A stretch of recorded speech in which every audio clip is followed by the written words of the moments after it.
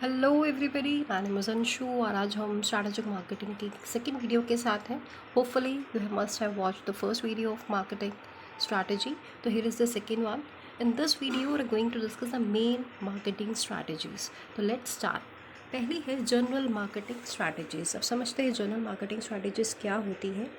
General marketing strategies, they set the direction for all the marketing efforts by describing in general terms how marketing will achieve its objectives. साधारण शब्दों में समझें तो जो general marketing strategies होती हैं वो कंपनीज को हेल्प करती हैं कि वो किस प्रकार से कॉम्पिटिटिव एडवांटेज को बिल्ड करे, सस्टेन करे, या उन्होंने जो इन्वेस्टमेंट किया है उस पर किस प्रकार से एक एडुकेट रिटर्न अर्न करे. तो इनको जर्नल या जेनरिक इसलिए भी बोला जाता है because they are open to all the businesses and industries. किसी भी तरह की इंडस्ट्री या बिजनेस के लिए ये स्ट्रैटेजीज ओपन होती हैं. जैसे कि है मार्केट एक्सपेंशन. मार्केट एक्सपेंशन हम समझते हैं कि आपने मार्केट का जो है एक्सपैंड कर दिया. एक्सपैंड कैसे कर दिया कि आप जो प्रेजेंट कस्टमर है उन्हीं को इंड्यूस करें कि दे शुड बाय मोर. अब इन कोरोना टाइम्स अब देखो जितने भी FMCG कंपनीज हैं they are inducing their customers that they should buy more hygiene products like more sanitisers है. तो पहले भी वो बनाते थे सैनिटाइज़र्स, पहले भी हाइजीन प्रोडक्ट्स बनाते थे, लेकिन कोरोना में बिकॉज एवरीबडी इज़ सो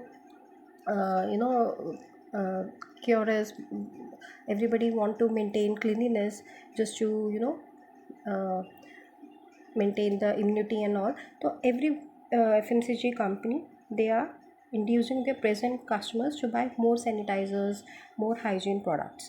दूसरा होता है कि आप क्या करते हो, पोटेंशियल जो कस्टमर्स होते हैं उनको बाय करने के लिए ज़्यादा इंड्यूस करते हो. पोटेंशियल कस्टमर्स वो होते हैं कि they are not presently buying your product but you are inducing them. आप उनको प्रोत्साहित करते हो कि आप उनका प्रोडक्ट खरीद लो. एग्जाम्पल से समझते हैं, अन अकेडमी पहले भी था, बायजूस पहले भी था, लेकिन जब से कोरोना आया, जब से स्टूडेंट्स ने स्कूल और कॉलेज आना छोड़ दिया, तो जो ऑनलाइन प्लेटफॉर्म्स थे वो बहुत ज़्यादा बढ़ गए हैं. आपने देखा होगा रिसेंट कोरोना टाइम्स में वेदांतु, वाइट जूनियर, अन अकेडमी ने बहुत सारे कोर्सेज इंट्रोड्यूस कर दिए.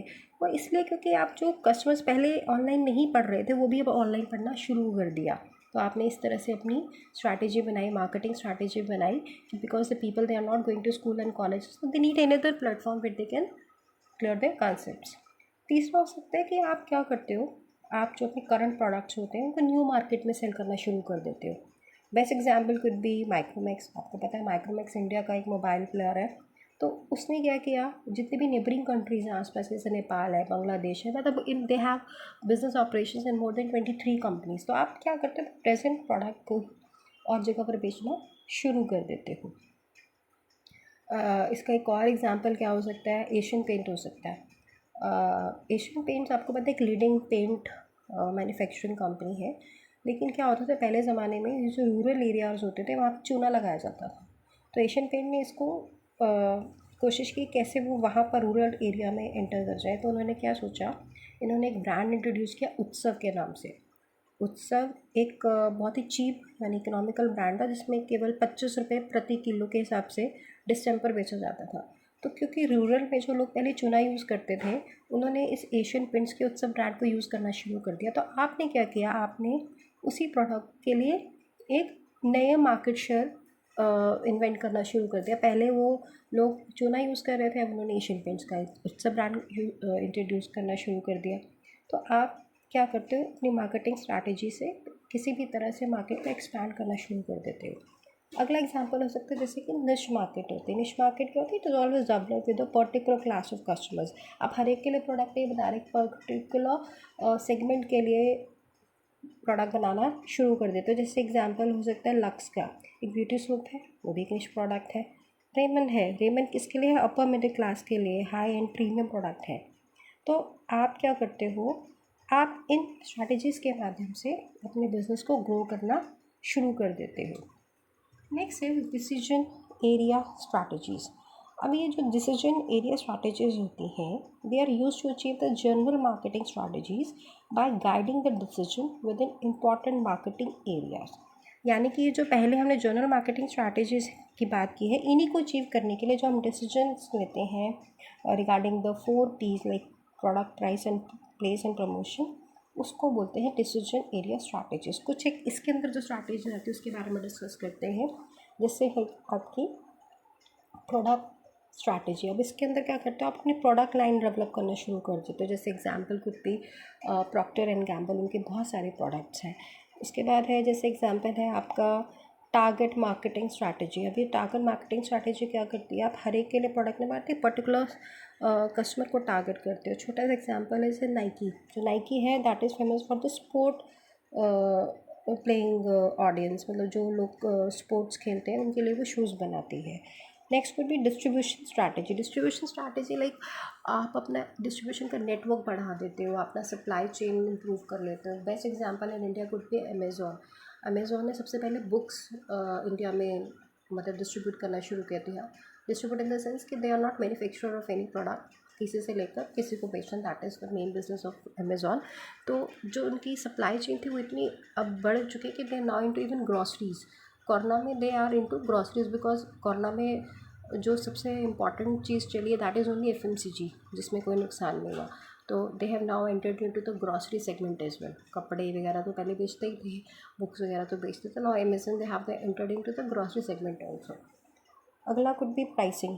प्राइसिंग में क्या होता है, जैसे कि या तो आप बहुत ज़्यादा हाई प्राइसिंग जैसे कि स्किमिंग प्राइसिंग यूज़ करते हो। जैसे इंडिया की बात करें तो मर्सिडीज़ है, that is only meant for the rich people. और एक होती है पेनिट्रेशन प्राइसिंग। पेनिट्रेशन प्राइसिंग होती है when you want to enter the new area, a new market share and you lower the price. आप अपने प्राइस बहुत ही कम कर देते हो। Best example could be IKEA. IKEA जब इंडिया में एंटर हुआ, उन्होंने जो पहला शोरूम इंडिया में खोला, फर्नीचर में है ये, तो वहाँ पे इतना रश हो गया कि पुलिस को बुलाना पड़ा टू कंट्रोल द मूव। तो आप प्राइसिंग को कैसे एक इफेक्टिव मार्केटिंग टूल यूज़ कर सकते हो टू कैप्चर न्यू मार्केट।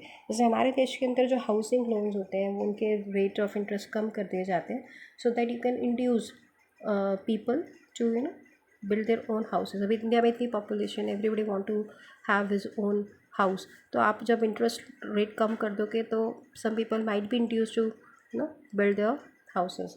तो आप किस प्रकार से डिसीजन एरिया स्ट्रैटेजीज़ का इस्तेमाल करते हो to achieve the general marketing strategies.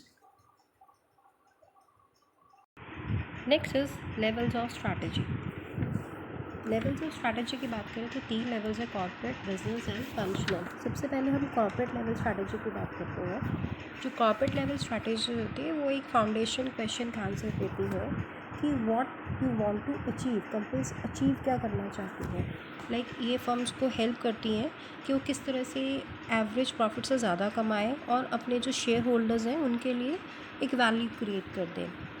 Basically 2 questions का आंसर कॉर्पोरेट लेवल स्ट्रैटेजी से मिल जाता है। पहला होता है कि what business areas should a company participate so as to maximise its long term profitability. किस प्रकार से कंपनीज अपनी लॉन्ग टर्म प्रॉफिटेबिलिटी को बढ़ाएं, तो इसके लिए कौन कौन से बिजनेस एरियाज़ में they should participate. Second question का जो आंसर देती है वो है कि ऐसी कौन सी स्ट्रैटेजीज़ कंपनीज को फॉलो करनी चाहिए कि या तो वो किसी नए बिज़नेस एरियाज़ में एंटर हो जाए या जो प्रेजेंट बिज़नेस एरिया उसे एग्ज़िट कर ले, क्योंकि समटाइम्स निकलना भी हेल्पफुल होता है। आप continuously you are into losses, in that case exit is the only option left to the companies. तो इसके अंदर हम कुछ कॉर्पोरेट लेवल स्ट्रैटेजीज पढ़ते हैं। पहली है स्टेबिलिटी स्ट्रैटेजी। स्टेबिलिटी का मतलब है स्थिरता। तो जहाँ पे कंपनी को लगता है कि कंपनी को अपना एग्जिस्टिंग बिज़नेस कंटिन्यू करना चाहिए और कंपनी का बिज़नेस अच्छा चल रहा है और उसके अंदर अभी कोई ज़्यादा स्कोप भी नहीं है सिग्निफिकेंट ग्रोथ के लिए, तो उसको कंपनी को फॉलो करनी चाहिए स्टेबिलिटी स्ट्रैटेजी। इस स्ट्रैटेजी को डू नथिंग स्ट्रैटेजी के नाम से भी जाना जाता है। फॉर एग्जाम्पल सेल होती है steel authority of India limited, एक गवर्नमेंट कंपनी है, मतलब पब्लिक कंपनी है जो स्टील मैन्युफैक्चरिंग की एक लीडिंग कंपनी है। तो पता है कि this company follows this stability strategy. Next is expansion strategy. Expansion strategy होती है जहाँ पे company they redefine the business either adding the scope of activity और increase the efforts of present business. जहाँ पे कंपनी किसी तरह से अपनी एक्टिविटीज़ को बढ़ा रही है, अपने कोई नया प्रोडक्ट लॉन्च कर रही है, कोई नया एरिया में एंटर कर रही है, मार्केट शेयर बढ़ा रही है या किसी भी प्रकार से अपनी सेल्स को, प्रॉफिट को बढ़ाने की कोशिश कर रही है। फॉर एग्जांपल गोदरेज, अब गोदरेज का एक लीडिंग एफएमसीजी कंपनी है जो कि नंबर ऑफ़ प्रोडक्ट्स बनाती है। उनकी प्रोडक्ट लाइन बहुत बड़ी है। देखो, गुड नाइट बनाती है, सिंथॉल सूप के अंदर सिंथॉल बनाती है, गोदरेज नंबर 1 साबुन है उनका, ईज़ी बनाती है। तो कंपनी एक्सपैंड करने की कोशिश कर रही है किसी भी तरह से, चाहे वो प्रोडक्ट लाइन को एक्सपैंड करे, न्यू प्रोडक्ट बनाए, न्यू एरिया में एंटर करे, व्हाटएवर। नेक्स्ट है जो हमारी, वो है retrenchment strategy. Strategy list favoured strategy है, बहुत कम कंपनीज इसको फॉलो करना चाहती हैं। इसके अंदर क्या होता है, company they redefine its business and में involve divestment of major product line. Company को अपना बिजनेस रीडिफाइन करना पड़ता है। ऐसा इसलिए होता है क्योंकि कंपनी का जो प्रेजेंट बिजनेस है या प्रेजेंट कोई प्रोडक्ट है, दे दैट प्रोडक्ट और that product line is not giving them the profit और दे आर नॉट एक्सपैंडिंग। तो कंपनी क्या करती है, कंपनी ले ऑफ करना शुरू कर देती है। कंपनी अपना रिसर्च एंड डेवलपमेंट पे एक्सपेंडिचर कम करना शुरू कर देती है, मार्केटिंग पे एक्सपेंडिचर कम करना शुरू कर देती है। और एक समय ऐसा आ जाता है जब कंपनीज पार्शली या टोटली उन कंपनीज उन प्रोडक्ट्स से विड्रॉ कर लेती है और मार्केट से विड्रॉ कर लेती है, उन फंक्शन से विड्रॉ कर लेती है। बेस्ट एग्जांपल आपको मैं बताती हूँ, दैट इज़ ऑफ फोर्ड। अब भारत के अंदर जो फोर्ड है वो ट्रेंच करने की कोशिश कर रहा है। वो अपना सारा business with assets, Mahindra and Mahindra company है जो ऑटो सेक्टर में, उसको दे के रिट्रेंच कर रहा है। तो जो फोर्ड मोटर्स है, they are following the retrenchment strategy. अगला है कॉम्बिनेशन स्ट्रैटेजी। अब कॉम्बिनेशन नाम से समझ में आ रहा है, जहाँ पे ये जो पहली 3 स्ट्रैटेजी हैं, चाहे वो स्टेबिलिटी है, एक्सपेंशन है, रिट्रेंचमेंट, इनमें से किसी को कंबाइन करके फॉलो करती है। यानी स्टेबिलिटी भी फॉलो करिए, साथ में एक्सपेंशन भी फॉलो कर रही है, एक्सपेंशन के साथ रिट्रेंचमेंट भी फॉलो कर रही है। इस तरह से, मतलब जहाँ पे एक से ज़्यादा स्ट्रैटेजी कोई कंपनी फॉलो करती है तो उसको बोलते हैं कॉम्बिनेशन स्ट्रैटेजी। एक स्ट्रैटेजी और जो टेबल के अंदर नहीं दिखाई जा रही है वो है डाइवर्सिफिकेशन स्ट्रैटेजी। और डाइवर्सिफिकेशन समझने के लिए पहले एक कहावत आपको समझा दी कि you should not put all your eggs in a single basket. तो यहाँ पे जब when you put your corporate eggs in many baskets so as to reduce your risk, that is called diversification. Diversification क्या होता है, जब आप new product lines में, न्यू सर्विसेज में आप अपनी कंपनी की ब्रांड इमेज को सुधारने की कोशिश करते हो, आप अनरिलेटेड सेगमेंट्स में उतर जाते हो। एग्जाम्पल से समझते हैं, जैसे आईटीसी है। आईटीसी आपको पता है एक लीडिंग टोबैको मतलब सिगरेट बनाने वाली कंपनी है, लेकिन इसके साथ साथ ये एफएमसीजी में भी है, ये स्टेशनरी में, आपने आईटीसी का रजिस्टर आपने कभी यूज़ किया होगा, वो आईटीसी का ही है। तो ये होटल्स में है, इनके बहुत प्रॉफिटेबल सेगमेंट जो है वो होटल का है। वो तो आजकल कोरोना की वजह से नहीं चल रहा है, लेकिन अदरवाइज़ जो प्रॉफिट मेकिंग सेगमेंट है वो उनका होटल इंडस्ट्री से है। पर्सनल केयर में तो आप सोच नहीं सकते कितने नंबर ऑफ़ एरियाज़ में दे हैव एंटर्ड। तो हर एक कंपनी डिफरेंट तरह की स्ट्रैटेजी को फॉलो करती है to improve its sales, improve its profits.